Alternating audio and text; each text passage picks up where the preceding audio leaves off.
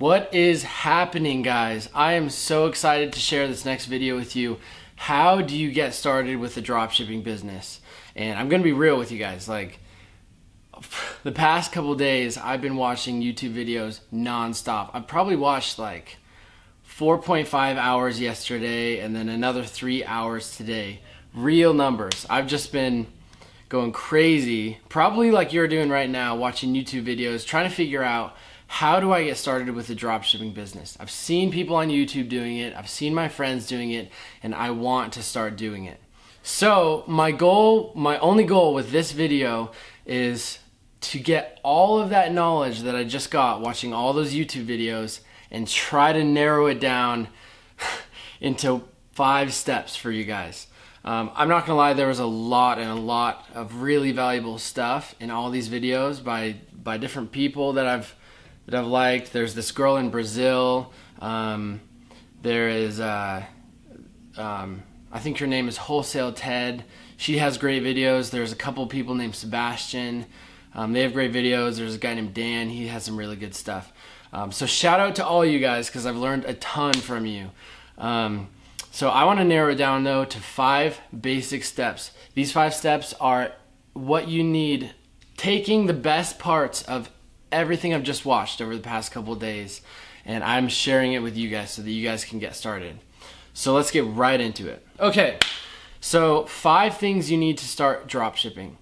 So first off, to understand a little bit of what dropshipping even is, you are basically the middleman. Your whole job is marketing and advertising. That is your whole job. And so what you do is you find products in a certain niche and you get them from either China or a supplier in the United States, and you market them strategically to this niche, and they just love it and they can't wait to spend their money on this product, on this website that you built. So as cliche and cheesy as it sounds, the very, very first thing you need, number 1, is you need a motivation and a drive. I'll preach this all day. My father is a really successful entrepreneur, and what separates really successful entrepreneurs from entrepreneurs who just have a dream and don't really do anything is just that. They actually do something. So if you are part of the group that is going to be successful, after you watch this video, you're going to do something. Everything, guys, is all in your brain. If you try a couple times and you succeed and you fail and you give up, that's like the biggest thing that I've seen in all these videos. They'll have all these students and things that will try to start a dropshipping business, but they will fail a couple times and then they'll just say, okay, I tried, it's not for me. I'm gonna put that aside and move on to, basketball or DJing or whatever interest they have. And so that is the thing that's gonna separate you guys from those who give up.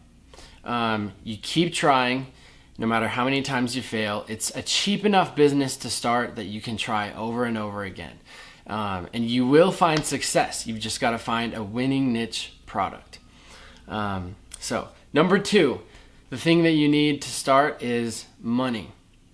Not even a lot in this business. I would say if you're wanting an exact amount, anywhere from $100 to $500. The cheapest you could start this business in is $100 to $150. And the reason I say that is because there's certain things that you have to have for it to be successful.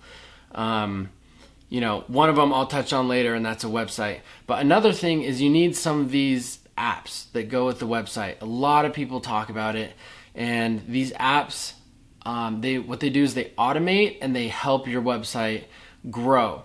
And they basically take over a lot of the tedious work that you don't have to be doing, because your time is your money. And so if you can automate that stuff and move on and spend your time elsewhere, that's going to be more profitable for you in the end. So, and another thing in this industry is a lot of times when let's say you get orders from let's say, for example, okay, this is just an example. Let's say you sell motorcycle helmets to a motorcycle niche, a couple Instagram influencer pages, you do some Facebook ads, and you're selling these helmets. Well, you're getting these purchases, and a lot of times people will take that money and use it to actually buy the product. Let's say I'm sourcing these from AliExpress at $10 a helmet, and I'm selling them for $50. They'll use that money to buy the product, but sometimes it takes a lot longer for you to get the money. PayPal, if they don't trust you, it'll take up to a week. If you have like your social security number in there and they trust you as a person, they'll pay you faster. Even Shopify, I prefer Shopify payments. If you have it set up through Shopify payments, that is still like 3 days till you get the money. But you have to buy the product from AliExpress or whoever your supplier is right when they place the order so that you can get it shipped out. And so that is the reason why I say you might need up to $500 depending on what niche you're in, depending on what you're buying and what your product is. Okay. The next one is a niche. You've got to find a niche. And this is the biggest thing, guys. This is the only thing with dropshipping. Everyone talks about finding a niche, a really specific, untapped market niche. And basically what that means is something very specific. So you can have a general niche, okay? So you can have motorcycles. That is a category. There's a lot of items in motorcycles. You can sell motorcycles themselves, parts. You can sell safety gear. You can sell books on motorcycles. You can sell anything. That is so general. If you want to get even more specific, you can come down a line from motorcycles and say motorcycle stuff for women. Now that narrows down the audience a little bit. And so motorcycle stuff for women, you can sell pink helmets. You can sell only women's fitted motorcycle clothing. But if you want to hit an even more specific niche than that, because that too is kind of general, women motorcyclists, there's still a lot of those in the world. If you think about it, a lot of people ride motorcycles. And if you want to get even more specific and more niche-y, you can specialize in motorcycle apparel for children. That could be your big thing. And believe it or not, there's a ton of people out there that need motorcycle apparel for children. Passionate fathers that want their kids to pick up motorcycling or dirt biking, and they want their kids to enjoy what they love, what their passion is. And this is something just totally on the side. You will sell more and you'll be more successful if you do something that has emotions and passion in it. Anyways, so you want to get as untapped and as specific as you can be when you're researching this niche, what product you want to sell. I would say this, number 3, is probably the biggest thing out of all of them. Even before you, and there's a reason why I say that you want to find a niche and an influencer to market that before anything else. When you're starting out, guys, you don't want to mess with Facebook ads. I've learned that. Everyone has said that. You don't want to mess with it. It's too expensive, too risky, especially if you don't know what you're doing and how to target the correct audience. The easiest and the fastest money comes with Instagram ads. And even in 2018, that is still the case. So to recap, because this is a really big thing, number 3 is you want to find a niche and like a product in that niche that people are emotionally driven to and emotionally passionate about, like motorcycle helmets for children, because people are very passionate about their motorcycle. People are in gangs and they want their kids to also love that. So that's just an example. I'm not even saying that's the best example. And so product research, and niche research. That is the biggest thing that's going to either make you successful or unsuccessful. A YouTuber I love, Sebastian, he says over and over again, you want to market the right product to the right people at the right time. And that's what he says in every video. And I completely agree with this. Number 4 is you need a website and a domain name. You want your domain name to be free. You can buy domain names on websites for $12 to $14. Let's say I'm selling motorcycle stuff and I just want to name my website coolcycleapparel.com. The first thing you want to do is go check to make sure that domain name is available, and if it's not, don't even start your website, don't even start any of that until you have a domain name and you've bought that domain name. A big part of that, guys, is a website. Everyone to start out uses Shopify. This is the most simple, the most user-friendly. I'm not saying it's the best to use, but I would say probably 90% of all dropshippers use Shopify, 80 to 90%. And this is because they're like the Apple of website hosts. It's just so easy. They integrate well with everything, and they link a lot of things together, so it's more simple for you. For example, if you get a website with another company, you might have to purchase the domain name on a separate site. You might have to host the website through them, and then you might have to go and do a third-party like merchant pay gateway through PayPal. Shopify, you can do that all in one thing. There's a lot of apps that you need to use, that you might need to use, like Oberlo or Hurify, things like that, and those integrate really well into the Shopify store as well. They also have something called Shopify Payments.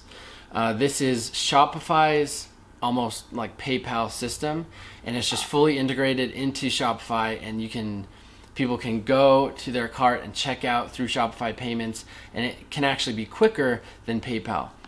Okay, the final thing, guys, number 5, is you need an advertising and a marketing plan. Now, those sound like the same thing, but they completely are not. Advertising is more of the logistical and the gears and the cogs and the gears behind pushing out ads and knowing how to operate. It's things like targeting ads to a certain group of people. For example, motorcyclists who have children between the ages of 5 and 15 who also have a tendency to buy things online. That is a targeted group, and that is an advertising tactic. So marketing is catering your advertising to the passions and the emotions of the end consumer. It's a really psychological thing, and it is how you get sales. I'll give you a quick example. Like, let's say you're selling, baby clothes. You can market to women who have a tendency to buy stuff online, who have just had a baby, and you can market it in a way like, do you want the best for your child? Give them the softest, most comfortable clothing from this shop, or whatever. And you can cater to that, because women who've just had a baby, they're raging with hormones and stuff, and they also want the best for their child, and you can play into those emotions and use that for a business strategy. That is what marketing is. So again, guys, I'm no expert at all, but I did watch a crap ton of YouTube videos, and my goal here is just to be real with you guys, to provide a lot of value, and hopefully it wasn't too complicated for you guys. Hopefully I provided some value. If I did, give me a thumbs up so I can keep providing content, and subscribe. I'm gonna keep making videos like this along my journey. I'm totally starting out too. Seriously, like, I haven't even started my first store yet. This video, the goal of it was just to provide you guys everything, a small portion of everything I just learned, so that you can save yourself some time from watching all these videos. But again, there's some really great YouTube channels I'll link below. I love these videos that these guys put out, and so I'll try to link those below so you can also watch them. So if you have any questions about this stuff, comment below. I would love to talk back and forth with you guys. And that should do it for this video. Until next time, keep it real, guys.